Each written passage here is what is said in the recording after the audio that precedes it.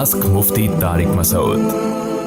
उम्मे Abdullah KP कैसे, मेरा एक बेटा हराम कमाता है यानी रिश्वत वगैरह लेता है, अगर वो घर में कोई खाने पीने की चीज़ ले आए और हम इसके बदले इसे पैसे दे दें तो क्या वो चीज़ हमारे लिए इस्तेमाल करना जायज़ है?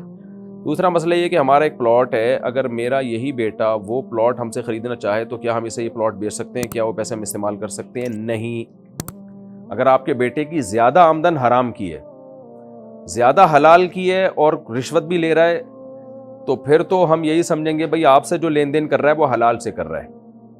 और अगर ज़्यादा हराम कमा रहा है, हलाल कम है, तो फिर आपसे जो लेन देन कर रहा है वो हराम ही से समझा जाएगा, जब तक कि वो यकीन ना कह दे कि मैंने हलाल पैसे अलग से निकाल के रखे हुए हैं। तो इसलिए अगर वो कोई चीज़ आपके लिए लेकर आता है तो आप उसे इस्तेमाल नहीं कर सकती। अलबत्ता ये ज़रूर है कि अगर उस चीज़ के पैसे सदका कर दें तो फिर वो चीज़ आपके लिए हलाल होगी।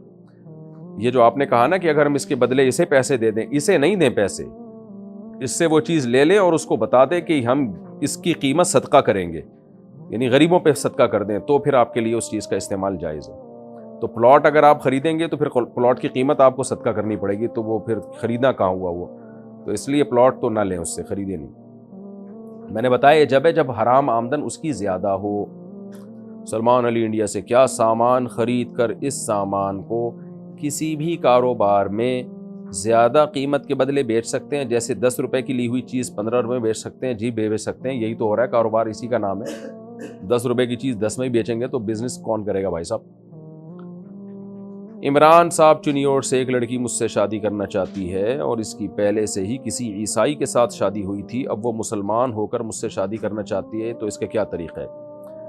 अगर वो लड़की किसी ईसाई की या गैर मुस्लिम की बीवी है, पहली बात, अगर सिर्फ आपसे शादी के लिए मुसलमान हो रही है तो फिर ना करें उससे शादी। इस्लाम दिल का नाम है, दिल में भाई इस्लाम समझ में आ रहा है तो शादी हो या ना हो, आपने इस्लाम कबूल करना है। इस्लाम समझ में नहीं आ रहा तो महज किसी लड़के की इश्क में, लालच में इस्लाम कबूल करना, ये तो गलत है। तो अगर आपको यकीन है कि वो वाकई दिल से मुसलमान हो रही है तो फिर शरीयत ये कहती है कि वो इस्लाम कबूल करे और अपने शौहर पे भी इस्लाम पेश करे।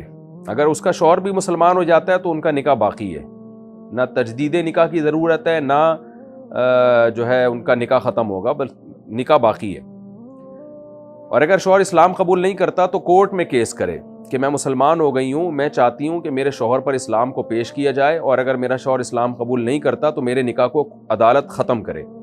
तो फिर पाकिस्तान में अगर वो है तो या कहीं भी इस्लामी अदालत में वो केस करे, कोर्ट उसके शौहर को बुलाएगी और कहेगी भाई ये लड़की ईसाई से मुसलमान हो चुकी है, तुम बताओ इस्लाम लाना चाहते हो या नहीं चाहते?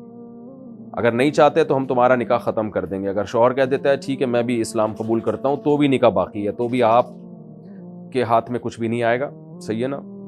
वही होगा, दिल के अरमा आंसुओं में बह जाएंगे, उनके मज़ीद होने वाले बच्चे आपको मामू कह जाएंगे। तो क्योंकि वो अगर इस्लाम ले आता है तो बस ठीक है, क्योंकि शौहर का हक़ पहले है। लेकिन अगर वो इस्लाम नहीं लेकर आता तो फिर कोर्ट इस बेस पे निकाह को ख़त्म करेगी कि शौहर ने इस्लाम को मुस्तरद कर दिया है, और ज़ाहिर है ये मुसलमान लड़की का निकाह ईसाई मर्द से नहीं कायम रह सकता, तो फिर कोर्ट उस निकाह को ख़त्म करेगी। फिर जब कोर्ट उस निकाह को ख़त्म करेगी, फस करेगी, तो फिर उसके बाद वो खातून 3 मेंसेस इद्दत गुजारेंगी। उसके बाद वो जहाँ चाहे निकाह करें, आपसे करें या कहीं और करें, वो उनकी मर्ज़ी है। अगर कोई गैर मुस्लिम बैतुल खला से आने के बाद हाथ ना धोए और उन्हीं हाथों से मेरे डॉक्यूमेंट चेक करे तो क्या मेरे वो डॉक्यूमेंट नापाक हो जाएंगे? भाई साहब, भाई गैर मुस्लिम आप क्यों उसको इतना घूर घूर के देख रहे हो कि बैतुल खला से आने के बाद क्या कर रहा है? ज़रूरी तो नहीं है कि हाथ उसने गंदगी पे लगाए भी हों। तो अक्सर गैर मुस्लिम लोग टिशू पेपर इस्तेमाल करते हैं, तो टिशू पेपर वो कोशिश यही करते हैं कि एहतियात से इस्तेमाल हो, हाथ पे गंदगी ना लगे। तो इसलिए शरीयत ने हमें बहुत ज़्यादा बारीकियों में जाने का हुक्म नहीं दिया। जब तक हम ज़ाहिरी तौर पर देख ना लें वाज़े तौर पर कि उसके हाथ में गंदगी है, तो हम यही समझेंगे कि उसके हाथ पाक हैं। तो लिहाजा कोई गैर मुस्लिम आता है तो वो डॉक्यूमेंट चेक करता है तो आप उसको पाक ही समझें। डॉक्यूमेंट नापाक हो भी गए तो क्या बिगाड़ लोगे? उनको जलाओगे कि आप वॉशिंग मशीन में धोगे? तो इसलिए अपने आप को क्यों इतनी मुसीबत में डाल रहे हो मेरे भाई? हाँ, अगर वो उन्हीं हाथों से खाना खिलाने लगता है निवाला बना बना के, तो इंसान को थोड़ी कराहत आती है, तो फिर उसको बोलें भाई हाथ धो के आ जाओ साबुन से मेरी तसल्ली के लिए। तो लेकिन जब तक हमें किसी के नापाक होने का यकीन ना हो तो शरीयत ने हमें हुक्म यही दिया है कि हम उसको पाक ही समझेंगे।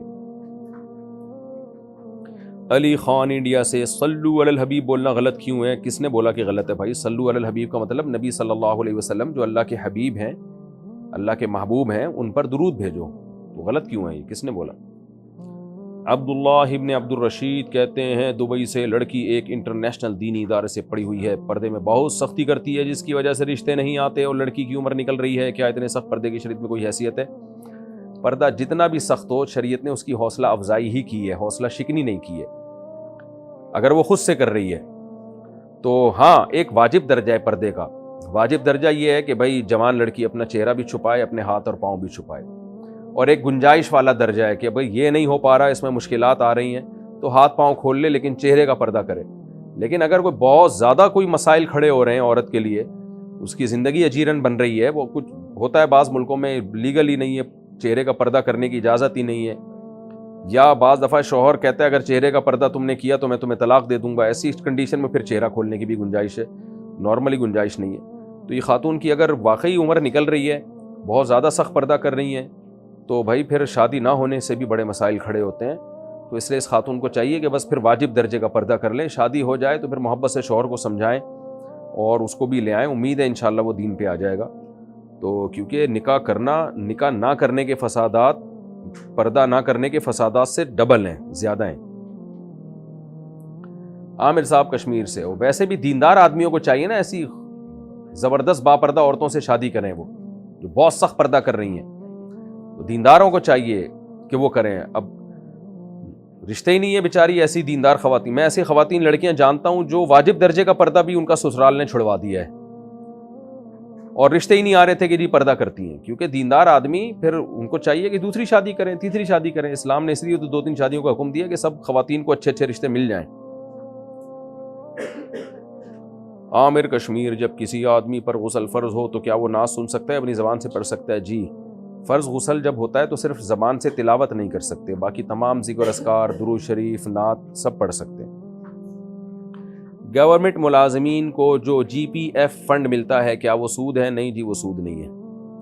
زوجہ منصور. اگر قرآن مجید الماری کے اوپر رکھا ہوا ہو تو یہ پہلے بھی کئی بار آپ یہ مسئلہ پوچھ چکی ہیں بھائی، تو اس کی جانب پیر کر کے لیٹنا درست ہوگا یا نہیں؟ جی کر سکتے ہیں، ڈائریکٹ قرآن کی طرف پیر نہیں ہونا چاہیے. اگر اوپر رکھا ہے تو نیچے آپ پاؤں کر سکتے ہیں. کامران علی بہار انڈیا سے. میرے واٹس ایپ پر بہت سارے غیر مسلم دوست ہیں، تو کیا ان کو اسٹیٹس کے ذریعے سے علماء کے بیان یا ویڈیوز لگا کر تبلیغ کرنا جائز ہے؟ جائز ہے، لیکن کسی غیر مسلم کو زبردستی ایسی تبلیغ نہ کریں جس سے اس کو ٹینشن ہونا شروع ہو جائے کہ مجھے کیوں بھیج رہے ہو. تو اس میں پھر بجائے فائدے کے الٹا نقصان ہوتا ہے. تو ان کا موڈ بھی دیکھ لیں کہ یہ اس کو برا تو نہیں سمجھ رہے کہیں، کیونکہ تبلیغ کا مقصد ہوتا ہے دوسرے کو دین پہ لانا. ایسا طریقہ اختیار کرنا کہ وہ غصہ میں جا رہا ہے، وہ چڑھ رہا ہے، تو پھر اس سے فائدے کے بجائے الٹا نقصان ہوتا ہے.